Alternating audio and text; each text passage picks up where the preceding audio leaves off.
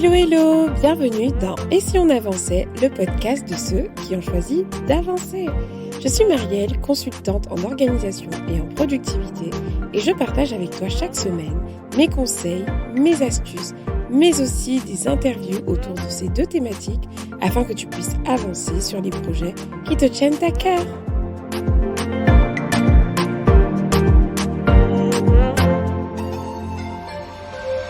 Bienvenue dans l'épisode du jour et dans cet épisode, on va parler de productivité mais sous un angle différent en fait que d'habitude parce que généralement quand on parle de productivité, on se focalise beaucoup sur les astuces, les conseils, les tips, les petites choses, les outils à mettre en place en fait pour pouvoir gagner du temps et être plus efficace.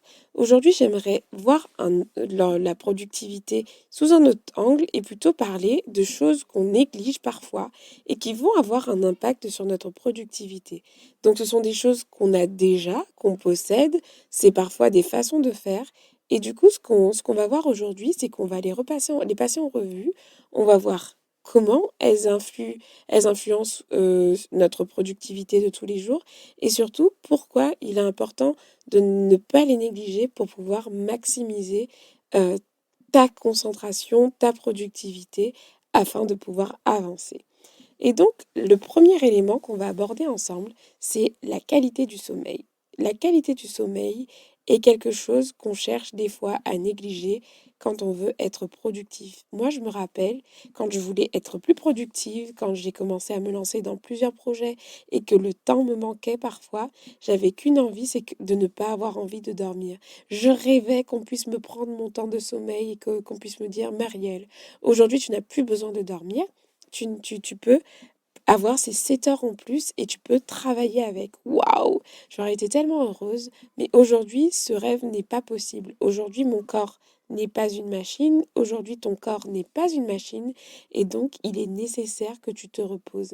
Et vouloir sacrifier parfois son temps de sommeil pour travailler ou autre chose, c'est vraiment une fausse bonne idée. Pourquoi? Parce que je ne sais pas si tu as déjà remarqué, mais quand il te manque du temps de sommeil, donc quand tu as une carence en sommeil, ce qui se passe, c'est que tu ne vas pas être aussi efficace, aussi attentif, aussi concentré que d'habitude. En fait, toutes tes facultés seront à un niveau inférieur.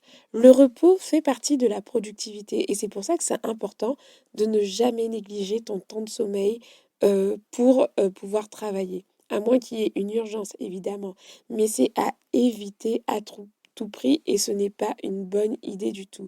Donc, comment prendre soin de la qualité de son sommeil? Ben déjà, c'est d'essayer de dormir à des heures convenables, mais je dirais surtout de bien connaître le quota de sommeil qu'il te faut pour vraiment récupérer. Combien d'heures tu dois dormir pour vraiment être en pleine forme le lendemain? Est-ce que c'est 7 heures? Est-ce que c'est 8 heures? Pour ça, il te suffit parfois de tester les jours où tu n'as pas de contrainte, tu n'as pas de rendez-vous le matin, tu ne mets pas de réveil et puis tu vois à quelle heure tu t'es endormi et à quelle heure tu t'es levé naturellement. Et donc, tu vas pouvoir voir le temps de sommeil qu'il te faut en fait pour pouvoir récupérer. Et en fait, lorsque tu dors bien, généralement, en fait, ça va être vraiment un plus pour toi par rapport à la journée que tu vas affronter. Tes idées seront bien en place, tu auras assez d'énergie pour pouvoir accomplir tout ce que tu auras à accomplir. Et donc, tu vas finalement gagner en efficacité. Donc, négliger ton temps de sommeil pour être plus productif n'est pas du tout une option. Il te faut en prendre soin. Et puis en plus, passer une journée fatiguée, c'est complètement inconfortable, alors je te conseille de ne vraiment pas négliger la qualité de ton sommeil. Le deuxième aspect qu'on néglige parfois et qui a un impact sur ta productivité, c'est l'alimentation. Alors là, petit disclaimer, je ne suis pas nutritionniste, je ne suis pas la meilleure là-dedans non plus. Je suis une grande gourmande, mais je sais que l'alimentation a un impact énorme sur notre productivité. Il n'y a qu'à voir. Je ne sais pas si ça t'est déjà arrivé. Après un bon repas bien gras à la cantine ou peu importe où tu déjeunes le midi, l'après-midi, tu as quand même un sacré coup de barre et il est compliqué pour toi de t'assurer une réunion ou de faire un travail qui te demande énormément de concentration. Et donc, tout ça, c'est lié à l'alimentation. Pourquoi? Parce que la digestion va venir nous pomper de l'énergie. Pareil, si on prend des produits trop sucrés, on va sécréter de l'insuline qui va encore une fois nous pomper de l'énergie. Donc c'est important de manger des choses assez saines, assez équilibrées, si on veut avoir l'énergie nécessaire pour être réellement efficace. Moi, je sais très bien que les jours où il y a des frites et à la cantine, des frites et des merguez, etc., que j'en prends, c'est sûr que les 2 premières heures devant mon bureau, quand je retourne dans mon bureau, ce sont les moins efficaces que j'ai. Donc j'essaye de faire des tâches les plus simples pour ne pas rater, enfin, pour finalement exploiter ce temps où je suis pas en forme quand même, mais je sais que c'est pas du tout cohérent. Donc si par exemple manger gras est votre lifestyle de tous les jours, manger trop gras, trop sucré, trop salé, au-delà de la santé, et donc si c'est quelque chose que vous faites au quotidien, à un moment donné, vous allez vous rendre compte, enfin tu vas te rendre compte que c'est hyper néfaste finalement sur ta productivité d'une façon générale, au-delà de ta santé. Donc ce que je te conseille, c'est donc d'essayer de manger équilibré. Je ne suis pas nutritionniste, donc je ne pourrais pas te donner des conseils plus spécifiques, mais sur Internet, tu as une flopée de ressources qui peuvent t'aider à ça. Mais s'il y a quelque chose qu'on doit soigner pour pouvoir être efficace et productif au quotidien, c'est notre alimentation. Troisième chose à ne pas négliger pour être productif au quotidien, c'est notre communication. Peut-être que ça t'étonne de retrouver la communication dans cette liste de choses à ne pas négliger. Eh bien, moi, j'avais vraiment à cœur de le mettre là parce que je trouve que c'est quelque chose qu'on néglige. Exemple concret. Tu envoies un mail, mais ton mail, il n'est pas clair. Tu envoies ton mail, il n'est pas clair et tu l'envoies à 12 personnes. Personne ne sait qui doit faire quoi, etc. Ce qui va se passer, c'est que tout le monde va rebondir. Soit ça va faire répondre à tous. Il manque telle information. Qu'est-ce que tu as dit? J'ai pas compris. Ou alors, pire, on va venir t'appeler ou débarquer dans ton bureau. Ça, c'est une perte de temps et ça ne nous rend pas efficaces du tout. Lorsqu'on communique, que ce soit par mail ou de façon orale, il est important d'être clair sur notre objectif et sur les attendus. C'est vraiment important de clarifier ce qu'on dit parce que on ne se rend pas compte, tu ne te rends peut-être pas compte, mais tu vas gagner énormément de temps à être quelqu'un de clair et de concise, de précis. Exemple concret, tu discutes avec une amie ou un ami, un collaborateur par rapport à un projet, c'est important que vous vous mettiez d'accord sur les attendus en fait, sur les objectifs, sur les buts d'une réunion, sur l'ordre du jour d'une réunion, sur le pourquoi de votre appel, etc.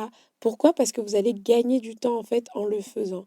Si la personne en face de vous n'a pas toutes les informations pour pouvoir passer à l'action ou pour pouvoir répondre à votre demande, ce qu'elle va faire, et ce qui est logique, c'est qu'elle va vous demander de compléter l'information.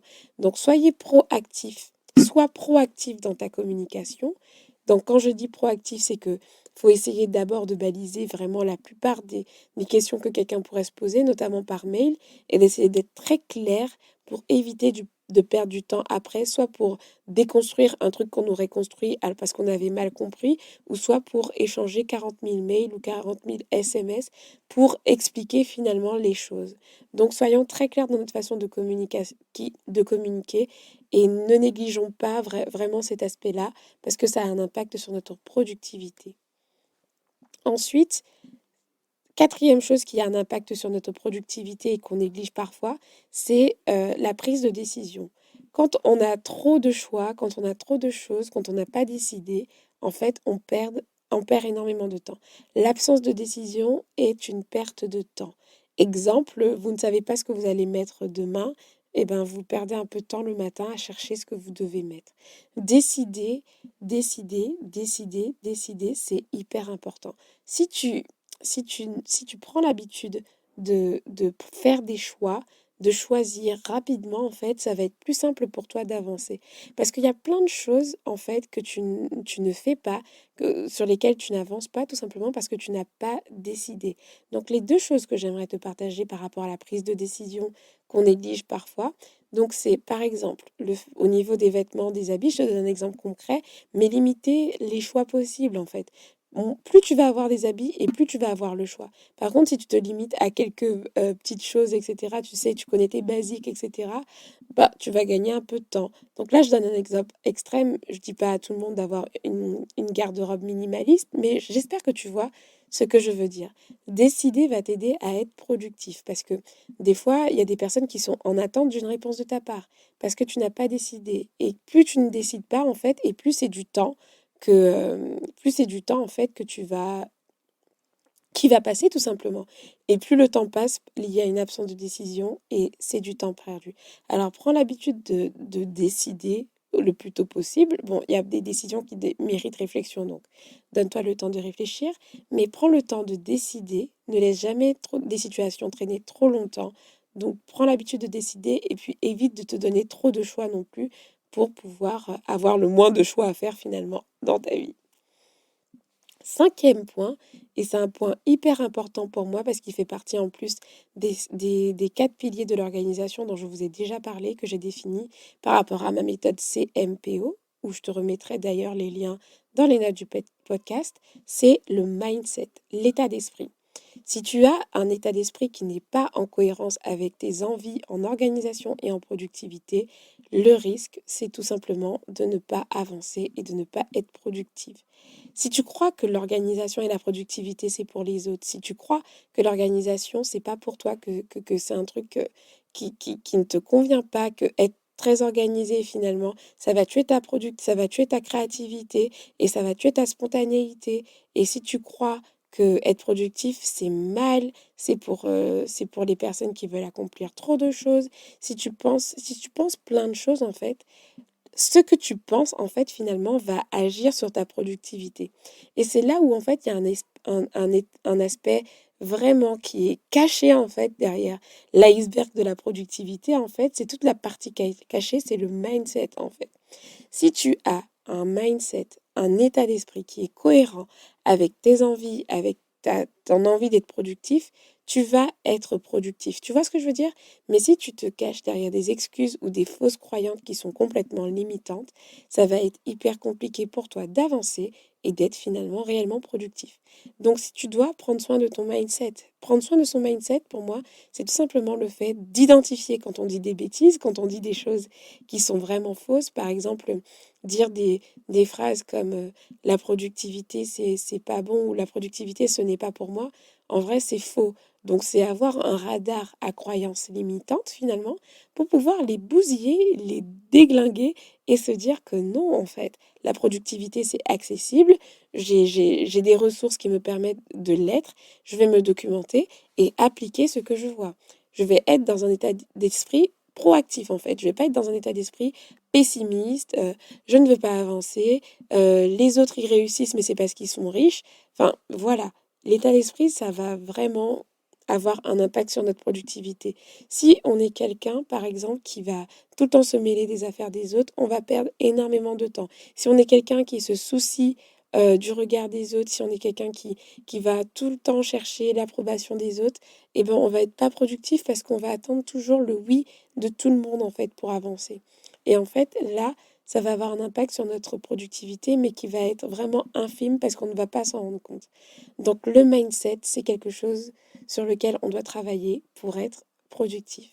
Donc voilà, c'était les 5 choses sur lesquelles je voulais m'arrêter avec toi aujourd'hui, des choses que j'estime que parfois on néglige, mais qui vont avoir vraiment un impact sur notre productivité. Alors, il ne faut surtout pas que tu les négliges.